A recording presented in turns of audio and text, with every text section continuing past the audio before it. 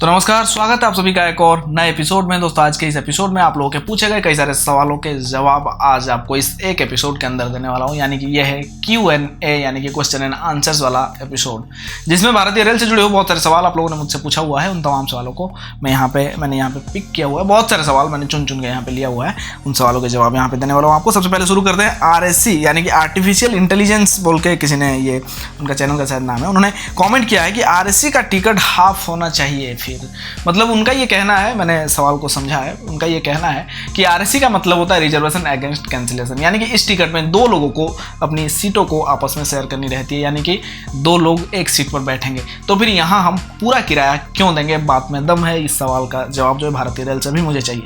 देखिए, मैं यहाँ पे ये सोचता हूँ कि ऐसा हो सकता है कि जब एक यात्री टिकट बुक करेगा उस दौरान RSC अगर है या वेट लिस्ट है, तो ऐसे में भारतीय रेल जाहिर सी बात है पूरा किराया लेती है और लेना भी चाहिए, क्योंकि हो सकता है वो टिकट आगे चल के कंफर्म हो जाए। तो ऐसे में पूरा किराया पहले ही ले लो। लेकिन अगर उस व्यक्ति को अपनी सीट शेयर करनी पड़ती है, यानी कि वो RSC में ट्रेवल करता है, तो वो जब उतर जाएगा गाड़ी से, यानी कि अपनी डेस्टिनेशन पर जब वो पहुंच जाएगा, उस दौरान उस व्यक्ति को अपनी टिकट को ले जाकर काउंटर में डिपॉजिट करके वो अपना आधा किराया वहां से वसूलने वाली सिस्टम जो है होना चाहिए, मुझे ऐसा लगता है। यानी कि अगर आप आधी सीट में ट्रेवल करते हो तो आपको आधा किराया जो है यहाँ पे वापस मिलना चाहिए। RSC में वेटिंग लिस्टिंग में यहाँ पे नहीं कह रहा हूँ, उसके बारे में सोचा जा सकता है, कुछ और बेहतर उसके बारे में हो सकता है। इस बारे में आप क्या राय रखते हैं, प्लीज़ मुझे कमेंट सेक्शन में ज़रूर बताएं। अगला जो सवाल है वो कहते हैं, मतलब MK गेमर चैनल है, वो कहते हैं गोल्डन रिट्रीवर। दरअसल मैंने उनको 2 साल पहले एक वीडियो में मैंने पूछा था कि मुझे एक पेट डॉग लेना है तो कौन सा ब्रीड में लूँगा, तो इसके लिए गोल्डन रिट्रीवर का मुझे आज ये कह रहे हैं। तो भाई साहब आपको बता दूँ, यहाँ पे मैंने ले लिया है 2 साल पहले ही, और मेरा जो जैक है वो कुछ इस तरह का था बचपन में, अब इतना बड़ा हो चुका है, तो इस बारे में अब हम बात नहीं करेंगे तो बेहतर होगा। इसके बाद है नितेश कुशवाहा, जो कहते हैं, अच्छा मैंने आप सबसे कहा क्या सब्सक्राइब करने के लिए? नहीं ना, सब्सक्राइब कर लेना इसी तरह की और जानकारियों से खुद को अपडेट रखने के लिए। बढ़ते हैं नितेश कुशवाहा की सवाल की तरफ, जो कह रहे हैं कि आप प्लेटफॉर्म से जनरल टिकट लेकर यात्रा कर सकते हैं क्योंकि अब सेकंड सीटिंग में बुकिंग नहीं हो रही है। तो जी हाँ, ट्रैवल कर सकते हो अगर आपको उस गाड़ी के लिए जनरल टिकट मिलते हैं तो, यानी कि काउंटर में टिकट लेने से पहले एक बार काउंटर में पूछ लें कि इस गाड़ी में मैं इस टिकट को लेकर ट्रैवल कर सकता हूँ या नहीं। बढ़ते हैं अगली सवाल की तरफ। अगला जो सवाल है वो लिखती है नजराना स्टूडियो, पता नहीं लिखती है या लिखते हैं, भाई ऐसा कुछ नहीं होता, मैंने कल से ट्विटर पे अपना प्रॉब्लम बताया, आज भी मैं डेस्टिनेशन स्टेशन उतरने वाला हूँ, लेकिन अभी तक कोई हेल्प, मतलब इनका यह है कि इनकी कोई शिकायत थी, इन्होंने ट्विटर पर जो है ट्वीट किया था, लेकिन इनको अब तक रिप्लाई नहीं आया है। तो ऐसे में देखिए, मैं आपसे कहना चाहूँगा कि बहुत लोग, लाखों लोग रोजाना जो है ट्वीट करते हैं, लेकिन ऐसे में सबको जो है रिप्लाई मिल जाए ऐसा नहीं है। बहुत से लोगों का सॉल्व भी होता है, प्रॉब्लम जो भी रहता है वो सॉर्ट आउट किया जाता है, लेकिन बहुत से ऐसे लोग हैं जिन पर कोई सुनवाई नहीं होती है। मैंने एक बार कुछ दिक्कत मुझे भी हुआ था, भारतीय रेल के बारे में मैंने ट्वीट किया था, जिसकी आज तक मुझे रिप्लाई नहीं आई है। तो ऐसे में आप सोच सकते हो। अच्छा, इसके बाद अगला सवाल जो है राज तमंग पूछते हैं, वो लिखते हैं, ब्रो तत्काल का टाइमिंग इस ऐप में भी 10:15 है, एग्जैक्ट 10 है क्या? तो देखिए, बताना चाहूँगा, तत्काल का टाइमिंग जो है वो नॉन AC क्लासेस के लिए सुबह के 11 बजे, और AC क्लासेस में बुक करना है आपको तो सुबह के 10 बजे आप टिकट बुक कर सकते हो। लेकिन सिर्फ और सिर्फ ये भारतीय रेल की वेबसाइट या तो फिर भारतीय रेल का जो ऐप है रेल कनेक्ट, वहाँ या तो फिर काउंटर में यह टाइमिंग है। लेकिन अगर आप इसके अलावा कोई और थर्ड पार्टी एप्लीकेशन या वेबसाइट में जाते हो, चाहे वो रेलवे IRCTC की ऑथोराइज्ड ही क्यों ना हो, ऑथोराइज्ड पार्टनर वाले जो ऐप्स है उनमें भी आप जाते हो, तो भी जो है आपको 10:15 और 11:15 बाद ही आपको बुकिंग की परमिशन मिलती है, यानी कि 15 मिनट का टाइमिंग यहाँ पे एक्स्ट्रा आपको इंतजार करना पड़ेगा, 15 मिनट। तो ऐसे में आप समझ सकते हो तत्काल जो कि बिजी रूट्स है उनमें आपको मिलने के चांसेस काफ़ी ज़्यादा कम हो जाते हैं।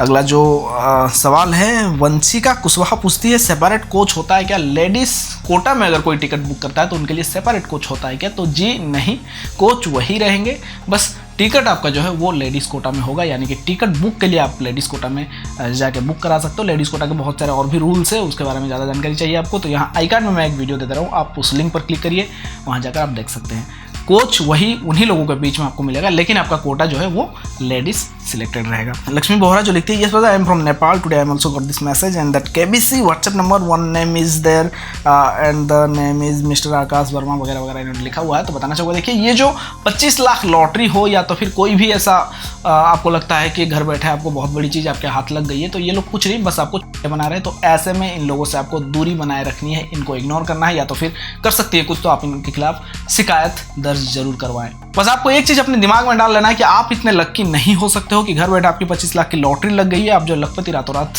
बन गए। तो ऐसा नहीं है, ये बस आपको लूटने के लिए, ये इनकी साजिश है, चाल है। तो ऐसे में अगर ऐसा किसी भी तरह का कोई भी मैसेज आता है या मेल आता है या तो फिर कुछ सोशल मीडिया में कोई मैसेज आता है, तो ऐसे में आपके आसपास कुछ जानकार लोग जरूर होंगे, आप उनकी मदद लें, उनसे पूछें, उनसे समझें, या तो फिर उस चीज़ के बारे में इंटरनेट पर आप सर्च करें, यूट्यूब में सर्च करेंगे तो आपको काफ़ी सारे वीडियोस मिल जाएंगे। तो सच जो है वो आपको आधे घंटे के अंदर पता चल जाएगा। अगला सवाल है हिमांशु सिंह चौहान का, जो कहते हैं I was travelling in train and asked me for money when I asked her that I don't have change, she said give me all और आई विल स्टार्ट डूइंग। मतलब आगे जो है गालियाँ वगैरह लिखी हुई है, आप स्क्रीन से पढ़ लेना। दरअसल यहाँ पे ये है कि हिमांशु भाई साहब जो है वो ट्रैवल कर रहे थे, ऐसे में ट्रेन में उनसे जो है ट्रांसजेंडर्स आते हैं यानी कि किन्नर आते हैं, वो पैसे मांगते हैं, ये कहते हैं कि चेंज नहीं है, तो वो कहते हैं कि आपके पास जो भी है हमें दे दो, हम चेंज देंगे या वगैरह वगैरह। आगे कुछ हुआ, फिर गाली गलौज पे ये जो चीज़ें आ गई। तो भाई साहब कह रहे हैं कि ये चीज़ें जो है आज मैं भूल नहीं पा रहा हूँ, काफ़ी दिन हो चुके हैं मेरी रेल ट्रेवल को, उसके बाद भी ये चीज़ें जो है मैं नहीं भूल पा रहा हूँ। तो जी हाँ, एक शरीफ आदमी के लिए गाली जो होता है वो कहीं ना कहीं यहाँ लगता है, तो इसलिए भूल पाना पॉसिबल नहीं होता है इन चीज़ों को। तो इसलिए मेरी ये भारतीय रेल से गुजारिश है कि आप लोगों को कम से कम आप उनको, ये जो ट्रांसजेंडर्स है, मैं ये नहीं कह रहा हूँ कि आप उनको हटा दो रातों रात, नहीं, आप कम से कम उन पर कुछ रूल्स तो अप्लाई कर सकते हो। अगर भारतीय रेल में कोई यात्री ट्रेवल कर रहा होता है तो उसकी जिम्मेदारी जो है भारतीय रेल की होती है। तो ऐसे में ये सब जिम्मेदारियों से आप लोग क्यों बच रहे हो? क्या आपको नहीं लगता है कि कम से कम गाली गलौच वाली सिस्टम जो वो हटाना चाहिए था? पैसे मांगने दो इन लोगों को, जो देता है ठीक है, जो नहीं देता है भाई उनको तो छोड़ दो। बच्चे रहते हैं, फैमिलीज के साथ लोग ट्रैवल करते हैं, ऐसे में आप कपड़े खोल के खड़े हो जाते हैं ये लोग। तो ये चीज़ें कम से कम मुझे लगता है कि इन पर रोक जो है लगाने की ज़रूरत है। बाकी आप क्या सोचते हैं प्लीज़ मुझे कमेंट सेक्शन में जरूर बताएं। आज के इस एपिसोड में सिर्फ इतना ही। वीडियो अच्छा लगा तो वीडियो को लाइक करें, जानकारी को दूसरों तक पहुंचाने के लिए वीडियो को शेयर जरूर करें। फिलहाल मैं चलता हूँ, फिर मिलूंगा एक और नई जानकारी के साथ। तब तक के लिए टेक केयर, बाय बाय।